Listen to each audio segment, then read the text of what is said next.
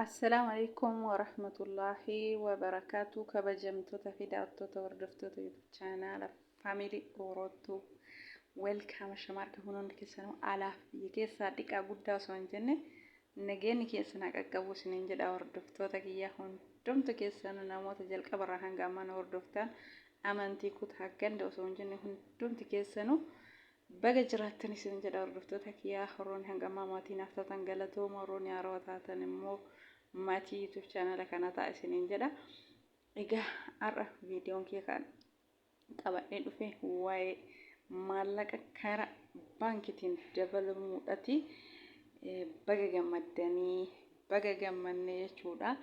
Keessumaayyuu karaa hawaalaatiin ergachuun hafuuf deemaa jira jechuudha.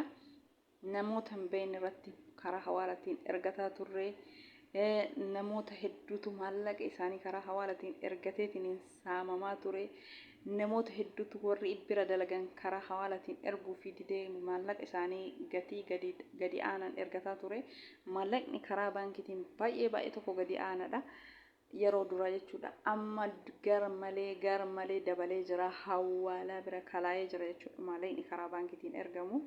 waan baay'ee namatti tolu waa maashaallah dabaluun maallaqaa karaa baankiitiin gara tokkoon nama gammachiisaa jechuudha maaliif yaada malee shakkii malee nama hin beeknetti ergachuu karaa hawaalaatiin yaaduun hin jiru jechuudha qaxxitaa karaa baankii galfatanii birriin ofii baankii nama galtii birriillee bareeda jira jechuudha biyyootuma kamiyyuu ta'e maallaqni dabalee jira jechuudha. Keessumaayyuu namoonni jarri karaa hawaalaatiin namaan ergine ishiin jettu jarri tokko jechuudha. Karaa baankiitiin namaa ergite malee karaa hawaalaatiin gonkumaa ishiin jedhan irra caalaan isaanii namoota tokko malee yookaan namoota mana xalabaatiin ala jirutu nama kennate akkasii ergata malee namoonni harka irra caalaan karaa baankiitiin ergatutu caalaa jechuudha. Kanaaf birriin yeroo karaa baankiitiin ergatan baay'ee gadi bu'aadha amma birriin dabalee jira.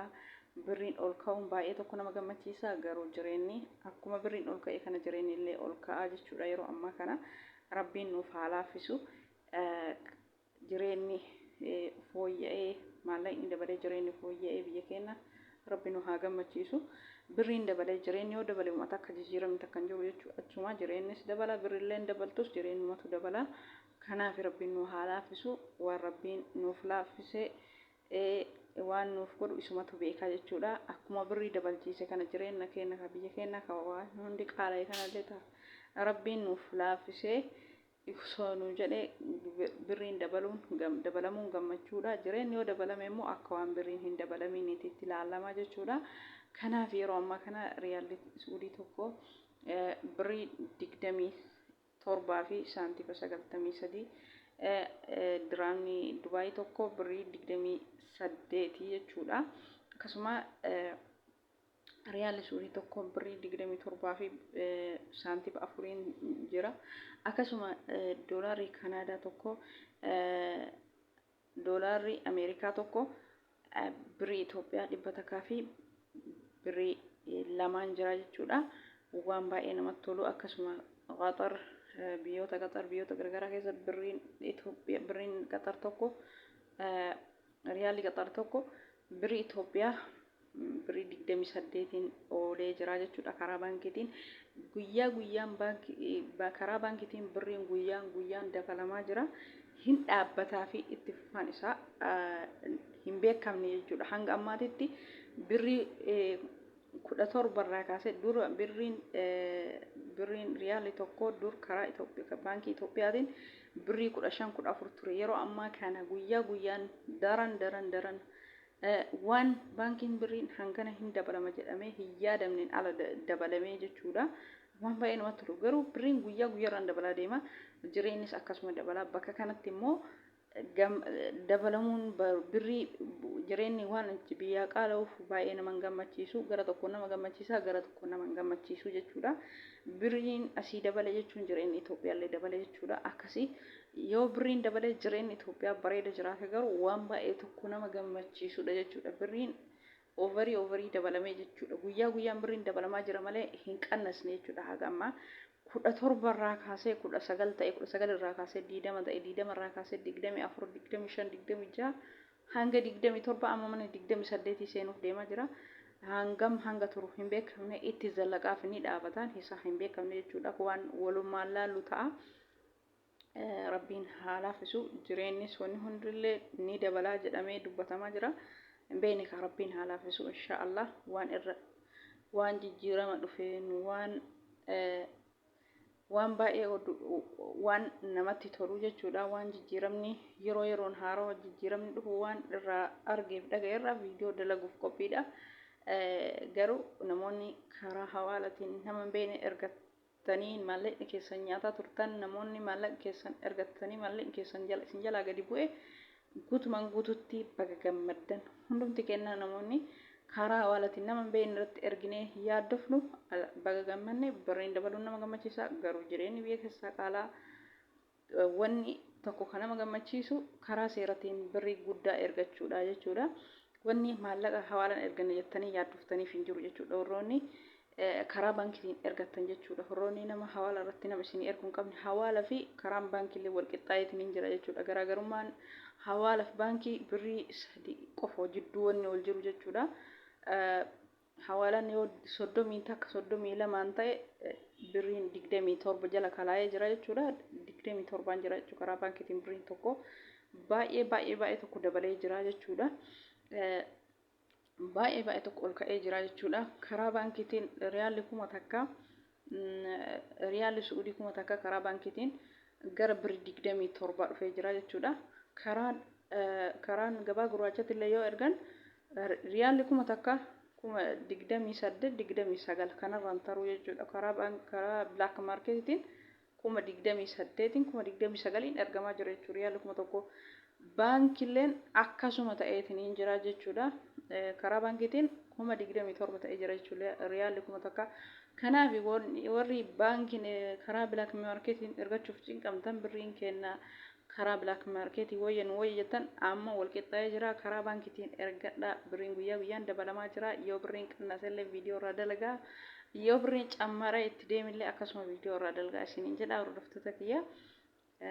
Kanaaf gara tokkoon nama gammachiisa gara tokkoon immoo baay'ee nama gammachiisu jechuudha. Alhamdulillah ala kulli haal waan rabbiin nu godhu obsumaan eeggachuu fi hirrumatti ilaaluu barbaachisa inshaallah. Rabbiin keerii haa godhu. Waan haaraa yoo jiraate waan dabales waan qannes viidiyoo dalaguuf qophiidha. Isin immoo laayikii godhatii jabeessaa ishee akkasitti baay'ee namatti waan toludha. Karaa seeratti yoo ergatan maallaqa ofiillee qalbiin nama gammadeetiin hin jiraataa jechuudha. Karaa seeratti yoo ergatan baay'ee tokko keessi namaa boqotaa jechuudha. Karaa hawaalaatti yoo ergatan namoota hin beekne irratti waan ergataniif birriin kiyya maal ta'inna hangam ta'inna ta'a. Gadi bu'inna moo ol ka'inna moo hawaalaan hagamii jira moo gatii gadi bu'aan ergamaa jira moo gatii bareedaan ergamaa jira yoo gaafatan namni nama hifataa jechuudha. Kanaaf karaa baankiitiin birrii ofii yaada malee akkaawuntii ofiitirra galfachuu warreen akkaawuntii qabu kanamatti illee argatu birriin bareeda jira jechuudha. Riyaalli 1000 takka 27 karaa baankiitiin sharafamaa jira jechuudha. Waan baay'ee nama gammachiisu jechuudha. Karaa seeratiin birriin nama ol ka'uun karaa seeratiin yaaddoo malee argachuun inni kun isa tokko jechuudha. Waan nama gammachiisu isa keessa tokko. Baay'ee waan namatti toludha. Maallaqa ofii yaaddoo malee cinqii malee karaa seeratiin ergatuun baay'ee tokko nama gammachiisa. Hawaalaan garuu homaa takkoon inni dabalee hin jiru. Hawaalaan achuma jira garuu birriin baankii halkanii guyyaa dabalaa jira jechuudha. Jijjiirama baay'ee argisiisaa jira. Rabbiin haa laaffisu jireenyi biyya keenya osoo ol qaala'uu baate yaa maashaallah birriin dabalee jireenyi osoo bareeda ta'e baay'ee tokko namatti tola. Garuu jireenyi yoo dabale uummata akka faayidaan hin jiru. Garuu faayidaan isaa akkuma amma isiniin jedhe kana bakka garaagarummaa hawaalaatiif baankii kana baay'ee namatti tola. Birriin hawaalaa yoo hin dabalin birriin hawaalaa kanarra yoo hin dabalin namni hundi isaatu karaa hawaalaa dhiisee karaa seera qabeessan ergata. Akkuma san biyyallee faayidaa qaba mangistillee faayidaa qaba jechuudha. Maallaqni karaa baankiitiin ergamu mangistiin maallaqa karaa baankiitiin ol kaasuun isaa baay'ee tokko bareeda jechuudha. Biyyallee faayidaa mangistillee faayidaa jechuudha. Maallaqni karaa seera qabeessan maallaqni nama dabalame taanaan wanni hawaalaan erganiif hin jiru. Ammaan booda hawaalaa dhiistanii karaa baankiitiin ergachuu dandeettanii jechuudha. Qimamii mana madaamii keessaa akka amma yeroo dhiyoo gara biyyoota garaagaraa dhuftan jechuun Saudi Arabiyaa ta'e keessumayyuu amma haaraa dhuftan ka irra miidhamaan isaa ka amma haaraa dhufe jechuudha. Ka duraanii afaan barate waa hunda barate jara kadhatee akkuma ta'e hawaalaan ergataa jechuudha. Ka amma dhufe garuu afaan hin beeku akkaataa ittiin jara kadhatanii maallaqa karaa hawaalatiin ergatan hin beeku. Rakkateetumaan gatii du'aan maallaqa gadi aanan karaa baankitiin ergataa jechuudha yoo jarri didde waan godhuun qabu. Kanaafuu warroonni akkanaa kun baga gammaddanii isiniin jedhe keessumaa warri haaraa dhuftanii yeroo dhiyoo dhuftanii maallaqa keessan baankiin ergataa jirtan birrii xiqqoon jarri isin jechuudha. Kana fakkaata viidiyoon kee har'aa. Viidiyoo biraan qabadhee ol deebinutti baay'ee nagaan tura waa'ee sharafa karaa baankiitiin jiru kana fakkaata. Assalamu alaikum warahmatullahi wabarakatuh. Haga viidiyoo biraatiin ol deebinutti baay'ee.